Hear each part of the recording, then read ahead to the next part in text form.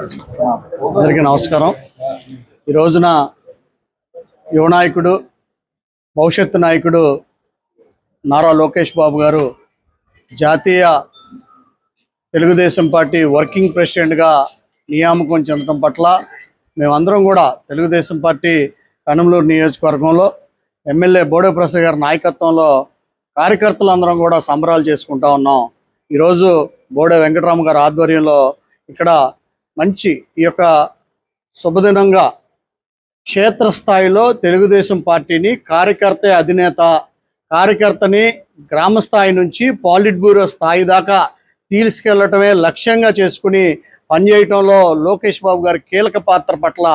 SC ST BC minority వర్గాలు దాదాపుగా 1982లో స్వర్గీయ నందమూరి తారక రామారావు గారు ఆలోచన విధానాన్ని వ్యవస్థాపకుడిగా ఆయన చేసినటువంటి ఆలోచనని మరలా నిర్మాణం చేసే విధంగా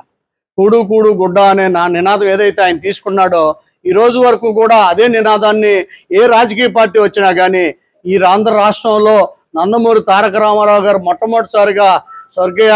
బాబాసాహెబ్ అంబేద్కర్ గారు ఈ భారతదేశ రాజ్యాంగ నిర్మాత తీసుకున్నటువంటి అనేకమైనటువంటి అంశాలని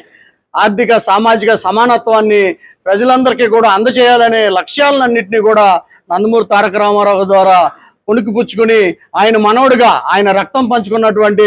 మరి యువకుడుగా ఈరోజు యోగాలం పాదయాత్రలో ప్రజల యొక్క కష్టాలు, ఇబ్బందులు, సమస్యలు అన్నింటినీ తెలుసుకుని మరి ఏ రోజైతే ఆయన అవగతం చేసుకున్నాడో తెలుగుదేశం పార్టీ అధికారం కాదు, తెలుగుదేశం పార్టీ పటిష్టపరచాలి, తెలుగుదేశం పార్టీ కార్యకర్తలు పటిష్టపడాలి, బలంగా ఉండాలి, ఆర్థికంగా వాళ్ళు ఉన్నత స్థాయిలోకి ఉండాలి, రాజకీయంగా ఎదగాలి, ఈ లక్ష్యాలను పెట్టుకుని తద్వారా అధికారం మాత్రమే శాశ్వతంగా సుస్థిర పాలన ద్వారా బడుగులకి అవకాశాలు పెరుగుతాయి, సమాజంలో సమానత్వం పెరుగుతుందని చక్కటి ఆలోచన చేసినటువంటి మా నాయకుడు నారా లోకేష్ బాబు గారిని ముఖ్యమంత్రి నారా చంద్రబాబు గారి నాయకత్వంలో వర్కింగ్ ప్రెసిడెంట్గా నియామకం చేయడం పట్ల మేమందరం కూడా బడుగు బలహీన వర్గాలు అందరం కూడా మా జీవితాల్లో మార్పులు వస్తాయి, మెరుగులు వస్తాయి అని చెప్పేసి ఆశిస్తూ ఈ పండుగని ఈరోజు ఆయన నియామకాన్ని పండుగగా జరుపుకుంటున్నాం. యువ నాయకుడు బోడే వెంకటరామ గారి ఆధ్వర్యంలో బోడే ప్రసాద్ గారి ఆదేశాలతో ఒక మంచి కార్యక్రమాన్ని జరుపుతున్నట్టు దాంట్లో భాగస్వాములకు మేమందరం కూడా సంతోషంగా భావిస్తూ పార్టీ కార్యకర్తలందరికీ కూడా శుభాకాంక్షలు తెలియజేస్తా ఉన్నాం.